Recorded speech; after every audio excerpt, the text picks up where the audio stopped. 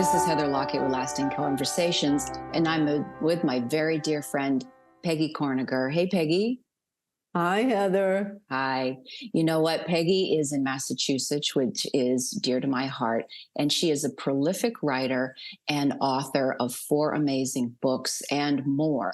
So the first book, Lose Your Mind, Open Your Heart, Living with Spirit, Inside the Rainbow, and now currently it's Breast Cancer and Beyond, An Unexpected Soul Path.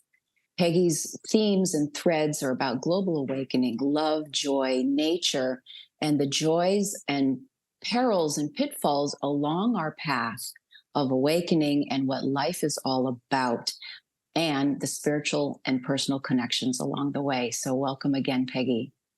Thank you, Heather. It's lovely to be here with you. You're my good friend.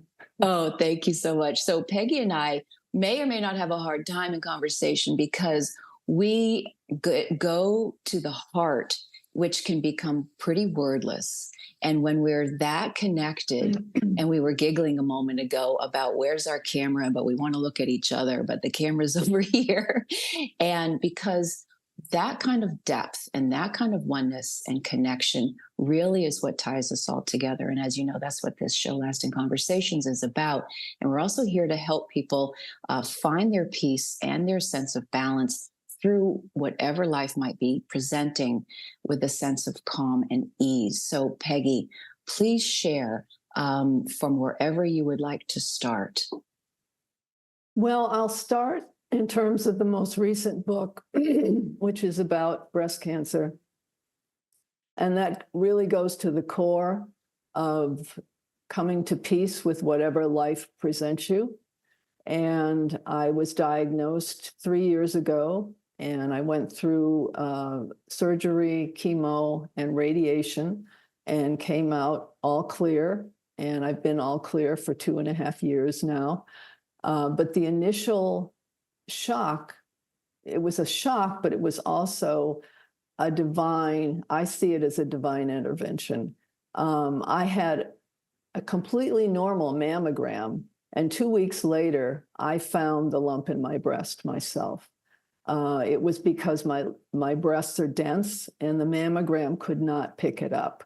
So anyone with dense breasts out there, I advise to get also something else to back up your mammogram, an ultrasound, MRI, whatever, and to do breast self-check, which I was not doing at the time. And here comes the divine intervention. 2 weeks after a normal mammogram, for no reason, I did not check my breasts at the time. My hand was moved to my right breast to exactly the spot where the lump was. I found it and went to the doctor. It was checked and it was found to be breast cancer stage 1, which is handleable. But it was, you're kind of in shock at first, you're in fear at first. And I was feeling like, how can I find I've been in a spiritual practice for years. Why am I not able to find inner peace? And a friend of mine helped me with that. And he said, well, you just have to feel what you have to feel. That's part of it, the process. And eventually peace will arise again. And that was true. Once I allowed myself to feel everything and have a good cry and just whoosh the whole feeling through me, the peace arose again, and it put me back in that place of the unusual occurrence of having found that lump after for no reason. And it felt like spirit was guiding my hand, and that perception carried me through the rest of my treatment and the rest of the process. And I wrote. That was the other part, was that I wrote. I write a blog anyway, but I would come home from treatment and go to the computer and begin to write. And it wasn't like I was thinking about what I should be writing. Things just started flowing through me. And this is how I write anyway. I feel like spirit just starts coming and I'm translating. I'm just the vehicle. And this was even more so through the treatments. And I really was carried through the whole process with an extraordinary connection to something greater in the world. And I was having the experience, but I was also being guided to a greater wisdom about the experience and about accepting it as my soul's path in this particular lifetime. That no matter what you're presented with, your soul has designed a path for you before you even came into this lifetime. And it's there to remind you of it. And once I kind of relaxed into that consciousness of this is happening as part of my soul's design in this lifetime, I was able to flow through it and accept it. And the acceptance opened the door to greater wisdom flowing through. And I came through it all. Of course, you are going to have moments of it's not all easy. There is difficulties, but I came through it all connected to an inner peace and also to incredible connection to spirit. And I'm so grateful. I'm incredibly grateful for it all. Often cancer patients say that it was a gift. And people think, well, I don't know, what are they talking about? Well, they're not just pretending. You end up feeling like it is a gift that has opened doors to a greater awareness about the entire world and your life. So, I love so many nuggets along the way that you were just sharing. One is from the medical side, I think, is, we go for our checkups and something right there, but then listening to our inner guidance and where your hand was literally showing you something. Yeah. So that we get to listen to that. Mm-hmm. And then, of course, and you just had a Zoom launch for your book, and we're talking about that moment, and your wife, Anne Katzef, was on there, and you guys were saying that she had said, well, here, my wife's coming home from radiation. She should be tired. But no, you were so prolific and almost energized and began writing. Mm-hmm. And so there are so many assumptions of, oh, you have this label called cancer, whatever it is, and that's going to suck, or a death knell, or whatever the message might be from our head or from what somebody has said to us. But here you're learning and knowing with the G, like gnostically knowing, no, there's something more. This is actually, if we step out of our way, which is, I think, part of one of your other books, if you lose your mind, stepping out of your way, you open your heart, you're open to these higher guidances. What else is available to us? So I love that. And that you had a relatively short path, because then the healing can really come in when we're not so tied up into a ball. Yeah. That can open up literal cellular structures, couldn't it? Yeah. Yeah. And I felt like it was happening on every level.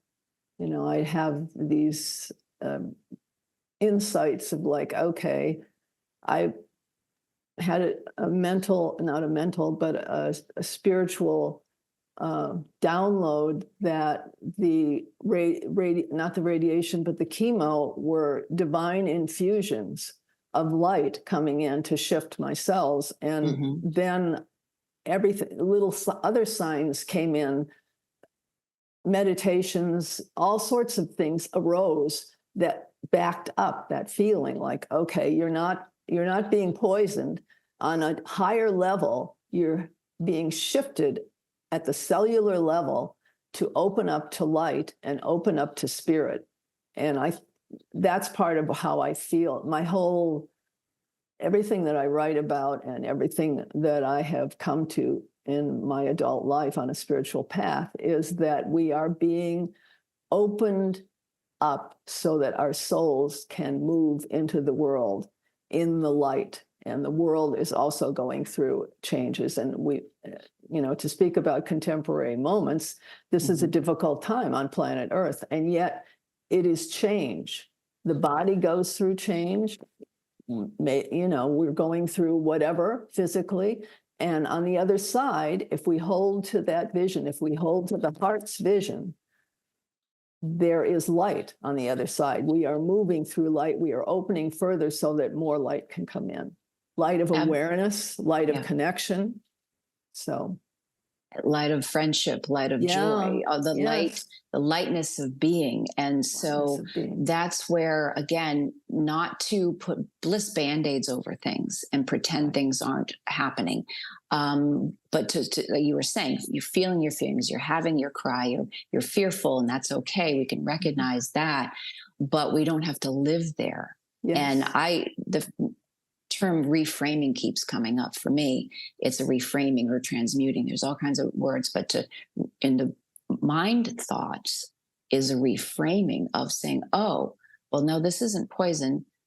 I don't need to be fearful. This is actually some nectar that could help me right now. Yeah. Right. That's a reframing on how we're actually thinking about some of these things.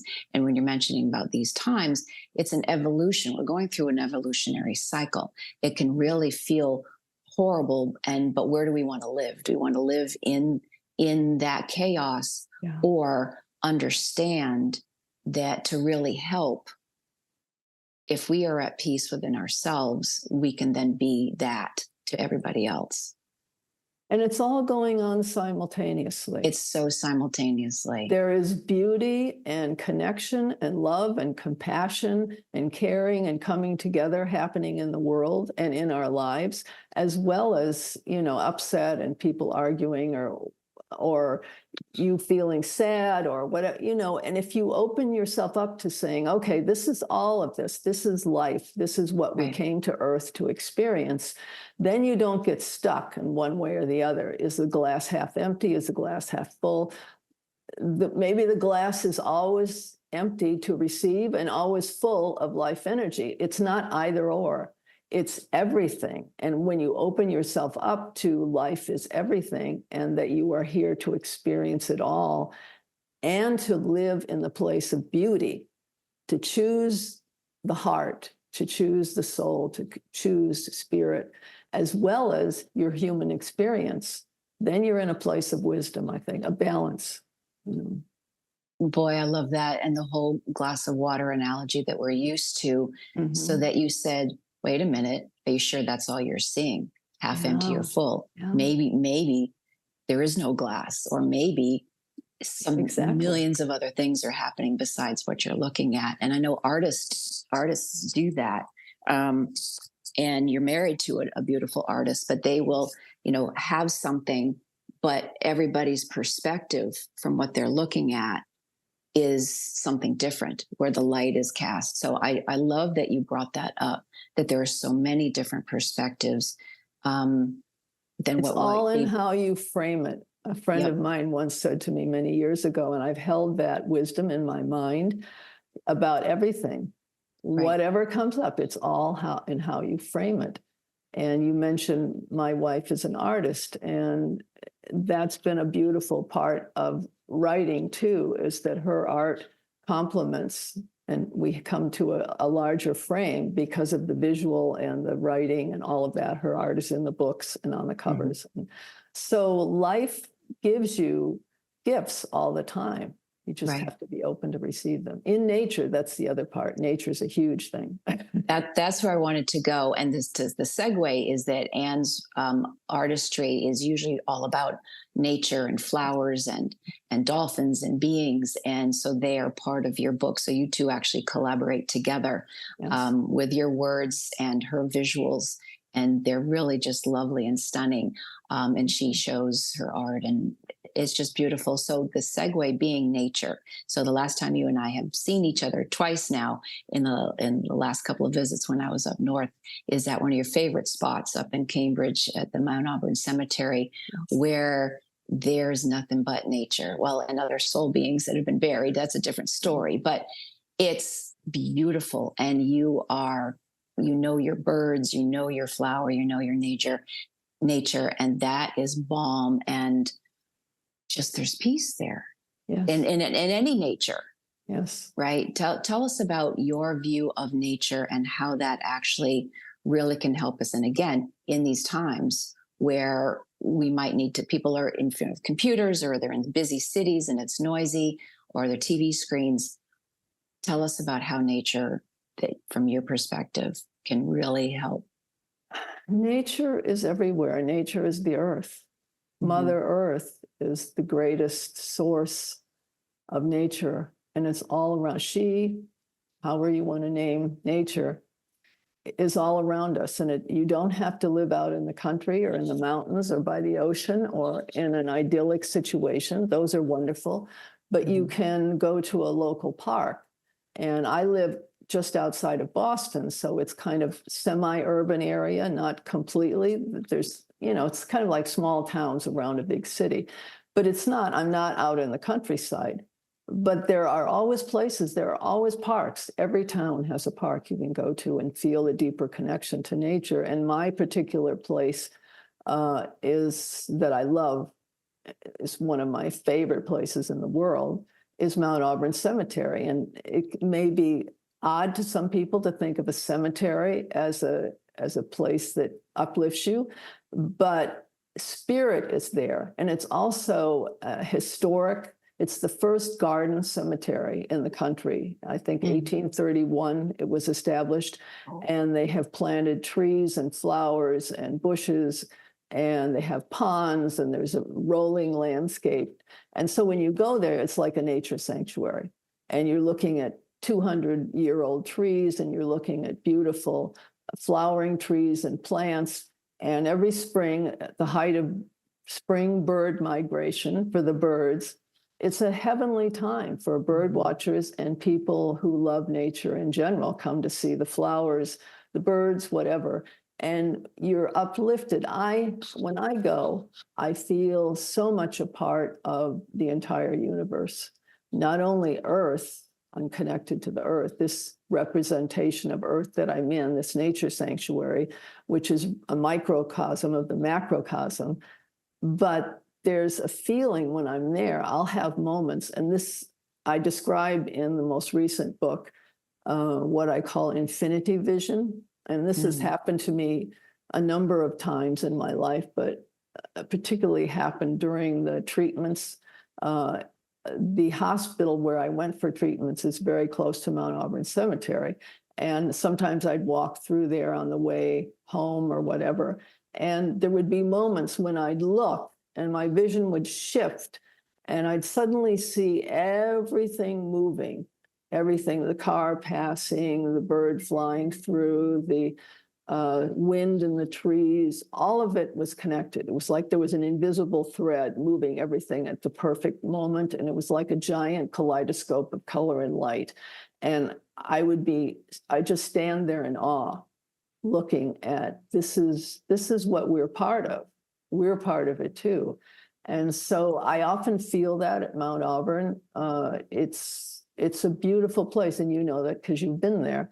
And you don't know what's going to happen next. A red-tailed hawk may come flying in and land right in front of you and look at you. And how can you not feel uplifted, like, oh, this is one of those extraordinary moments in life? And I think nature can give us a connection, not only to our own hearts and souls, but to the greater, that kaleidoscope vision or a greater tapestry, however you want to see how the universe moves, an interweaving of everything. It connects you to that. When you look at a flower, when you look at a tree, you can look at a flower in a flower seller's stall selling flowers. You can find nature in a million places, and it connects you to something that is you, but is greater than you. And I find nature is our support at times like this. Yes. And throughout our lives. Whatever you're going through, whether you're going through cancer, whether you're going through difficulties in your life, or whether you're just happy going to the grocery store, it's always there. And it's always this beautiful presence. Some people don't see any difference. And in fact, I write about that in my book. Nature and God, spirit, soul, they're all the same thing, really. So if you want to call, you don't like the word God, don't use the word God. I didn't at one time in my life. It doesn't matter. The words don't matter. It's the experience, the feeling you have. So anyway. Absolutely. And we can have these moments whether we're in the grocery store or not. And I've certainly been known to, if I run into Whole Foods or even the local Publix around here, and I'll go right, they put the flowers up front, which is super cool. And I think that True. maybe that's a good thing universally for all of us to say, here's something pretty, come smell us, bring some home. But Yeah. they're at the front of the store many, many times thinking about it, Yes. as a matter of fact. Yes, thank you for pointing that out. And the It's true. balloons and the happy birthday, that's that joy, color and joy. When we're, the workaday rat race type of a thing. But here they've put them up front to say, here's some joy and freshness. Yes, this is who you are. Look. Yeah. Pay attention. Yeah. Exactly. So those moments, and actually on a tangible level around here, we had the Saharan dust come through. So think about where from across the ocean, across the Atlantic and the Caribbean, from a whole other continent, we're breathing their air. And it's a very tangible thing that we don't normally see it. Yeah. And yes, for some, it can cause respiratory, blah, blah, blah. But to me, it was also very fascinating, these facets of our globe and our planet, to what you were just saying. Yeah. We are that interconnected. We are breathing each other's air. We're drinking each other's water. Yes. We are each other in our own way. Yeah. When you touch another being, you're touching the stars. You're touching everything. And it's like that saying that's gone around the world about how when a butterfly moves its wings in China, it changes the weather over in North America. And that's just what you're talking about there with the Sahara dust and everything. Right. We are all connected, every place. Right. No separation. No separation. And that's a good thing, especially if we can remember it and live from that connection. That's where we're being moved. This is my optimistic view of now and this time that we're living through. We are being moved in that direction. We are. And we can, again, where do we want to feed? Divisiveness and hate. And God knows from this last week, eye for an eye doesn't work. No. But who am I? Who are we together to say, is this really how we want to be living? Is that really what I believe anymore? It's here to question. We're here to be questioned. You're saying move. We're here to move and question everything. And that could be one of them is where are my values? Where do I want to put my energy? And is it to be more, inclusive together, or the finger pointing, et cetera, et cetera? I know we could rabbit hole the whole thing, but it comes to the beauty of what you're talking about is it's really very simple. It is do unto others as you would be kind to yourself, because our kindness ripple effects. And of course, the children, they come out in this world, they know this, right? Yeah. So as a child, we just can have mutual respect for each other. We can love from that global, we don't have to like everybody, but to know that they are also a part of us, right? Yeah. Right.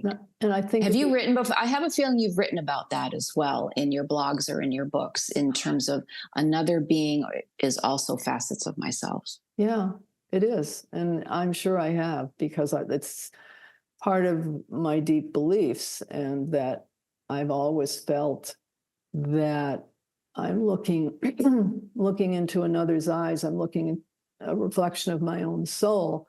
And we're all doing that, and we're more and more we're realizing it as the light rises within us and within the world. We start to realize that, I understand what you're saying from my heart.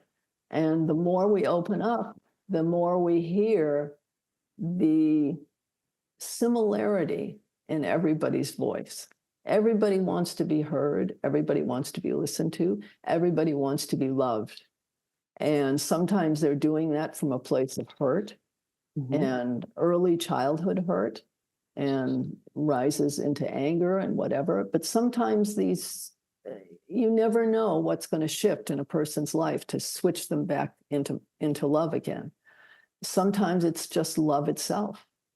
I saw many years ago an interview with a young man who he was probably in his 20s at that point, but when he was younger, he was a neo-Nazi, and he was taken into a foster home by a woman who loved him unconditionally. And the way he described it was, she loved the hate right out of me. And so I have goosebumps right now because he completely changed. He dropped that other hard shell, and now he's this loving young man. And to me, that's like I'm immediately thinking also of John Lewis, who was at the time a young man who, and during the civil rights movement, he was severely beaten crossing the bridge in a demonstration. And many years later, when he was a representative in Congress, this man came to him in his office and said, "I was one of the ones who beat you up. I'm coming here to ask your forgiveness." And so they embraced, and there was a reconciliation of those. And those moments to me are they're teaching lessons for us all, that even the widest, supposedly divergent directions can come together in the heart. So. And now I got goosebumps on that one. It's hopeful. It is hopeful. It's helpful and it's hopeful. That's just it. When people are feeling they're losing hope, and I hear from teachers and I hear from parents, they're feeling hopeless. And I just keep saying, keep going. Yeah. It's not. It looks crazy right now. And especially people who are in the trenches, God bless them. It's a hard slog. But again, listening to our interview here, finding some space of nature, finding some moments to just keep going and know it is full of hope. And so, and these stories of humanity that shows us it's not so bad, right? No. It's not. There's always hope. There's always hope. As long as there's one person reaching out a hand to help and to love and to care, and a heart full of compassion, there's always hope, because it multiplies. It multiplies. It's not talk more about that. But someone does have to come from a space to receive it. And you had mentioned, whether it's that young man that started full of hate, fear, whatever those balls that we might start with, and because that's just hurt. And, the trite saying, hurt people hurt people. So when we can unhurt and know that there are others, as you're saying, I have your back, you're going to be okay. And to find those spaces of love, losing our mind, opening our heart, where that could feel scary to some people, and they've literally been abused or worse, that can feel very frightening. But this is where we can say, you can remember to breathe. You've woken up today. There's a space of life that's good. I'm thinking of Nelson Mandela, just holding steady, staying in the light, all those and years. Knowing all of those years. And then the forgiveness piece. Yes. He didn't hold hatred, right? Let alone retribution. That's the antithesis of what right, that we don't need retribution. And right now I'm thinking of, there's probably many groups like this, but there was a group in California that connected to a local prison, and abandoned, sometimes abused animals who had been saved were brought into the prison, and the prisoners, quote unquote, were given the responsibility of helping the animals trust again. So it became this, I have goosebumps right now. I do too, yeah. It became this mutual breaking down of walls of fear and having been hurt in the world, and to a place of love. And a lot of times the prisoner, when released, would ask for that particular dog or animal to come with them as their pet, pet their animal. Pet is an odd word, but anyway, those bonds were so strong from those meetings that it became lifelong. And I'm sure it touched all of those greatly. They went on to finding jobs, it uplifted people, and it brought them. Animals are huge in forgiveness. Animals, I think, in many ways are here to teach us forgiveness, because they overlook sometimes the fact that humans are distracted, are not always paying attention to them. They're always present with love. And even when they've been abused and they become frightened, they can be helped out of it again by a loving hand, and they can forgive and come back and have a loving relationship. And maybe that's their role in this lifetime.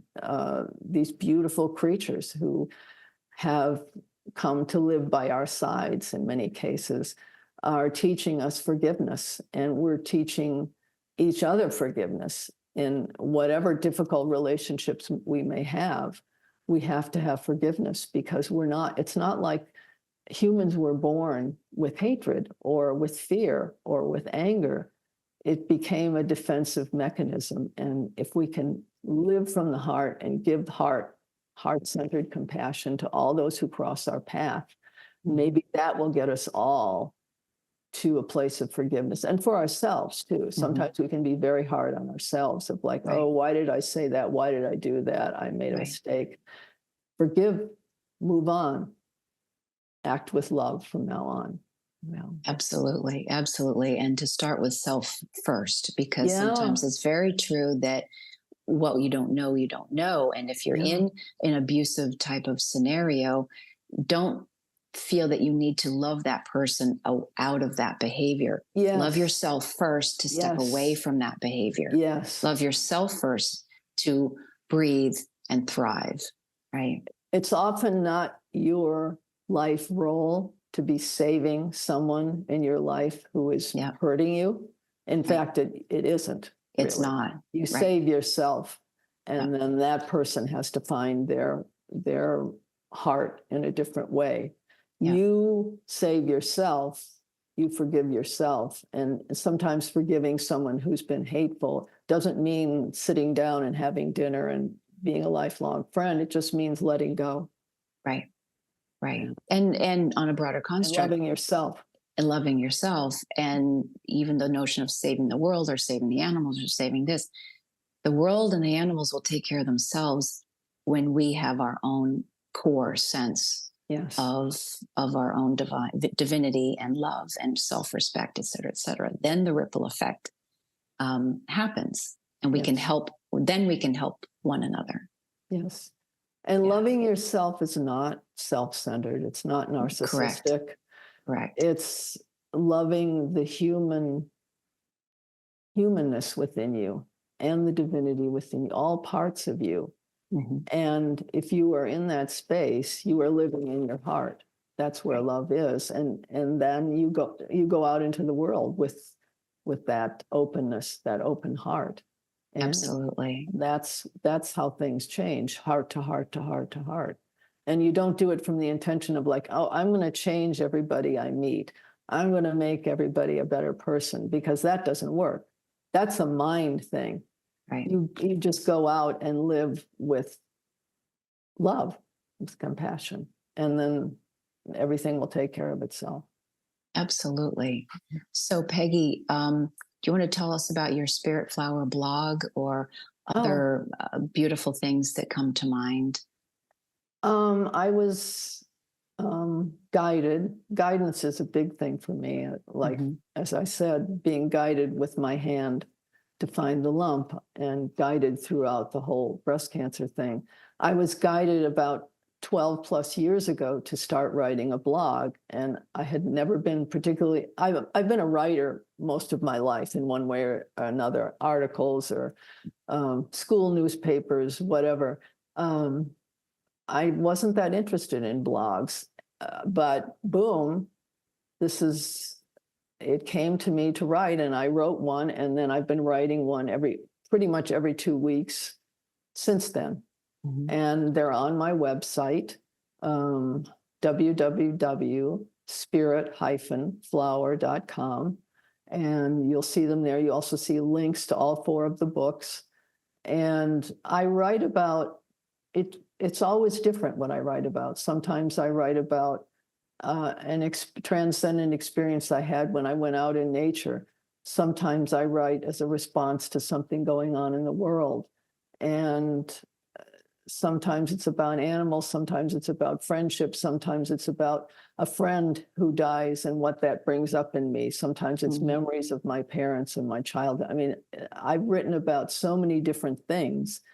The thread that keeps going through it, I think, is a belief in the human spirit, and that we came to Earth at this time to be loving souls to one another, and that this is a key time. I mean, a lot of people know about this being called to be alive at this time, that this is the time of the great shift, or this, at one time they called it 2012, and the age of Aquarius. There's been lots of different names for it, but people, I think, have had some sense of this being a key time in the evolution of the Earth.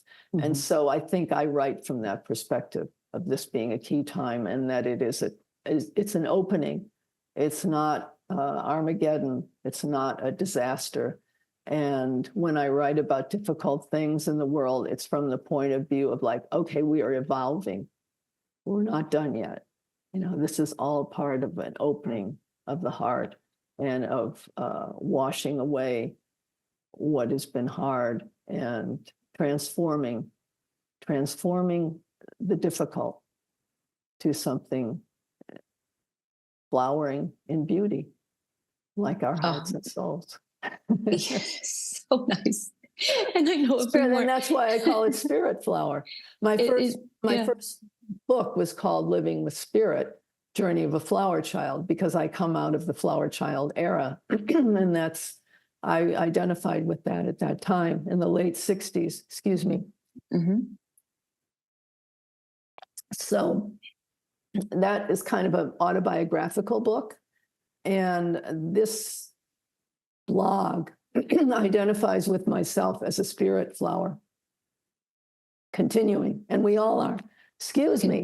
That's quite all right. We're moving a lot right now, which is great. And what I was going to cleansing. It's very, very, very cleansing, because this is what's happening. Earth itself, Gaia, Mother Nature, is moving and cleansing. And everybody that can study their geology knows that we have these cycles, and with every evolution, it can look pretty dramatic and destructive, and volcanoes will erupt, and earthquakes happen, and floods happen. Earth moves.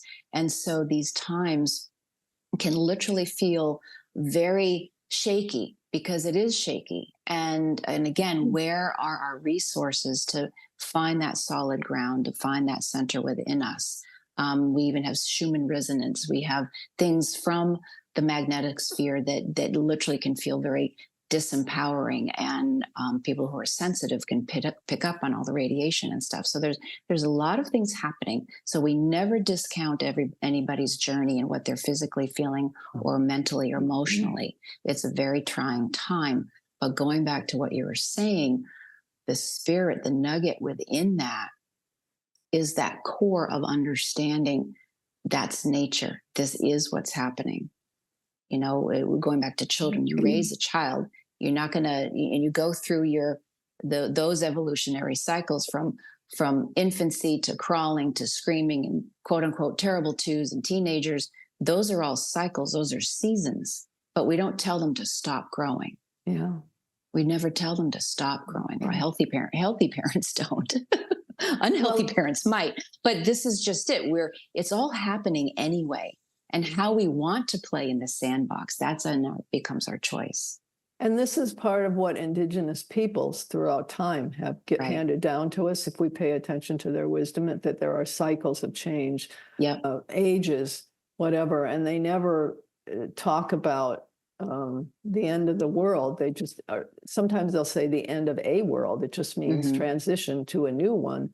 Right. And maybe we're moving to the new earth or whatever. And if we pay attention to a lot of the wisdom that comes from a lot of the indigenous peoples all over the world, and the Americas, the Southwest, and all parts of the world, they say we are the ones we've been waiting for. And I know we've latched on to that, but in many ways there is a truth in that, that we are the change. We are the heart of the universe. We are the heart of humanity.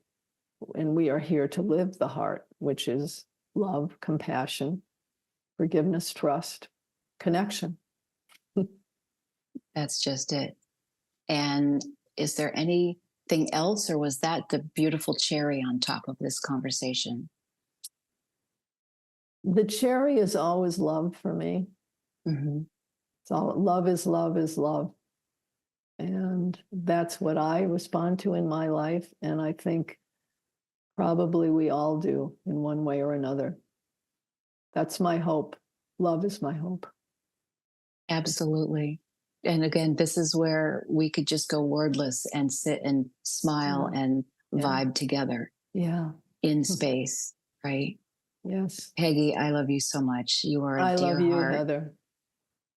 Our conversations are always transcendent and heart-centered, and I love being with you.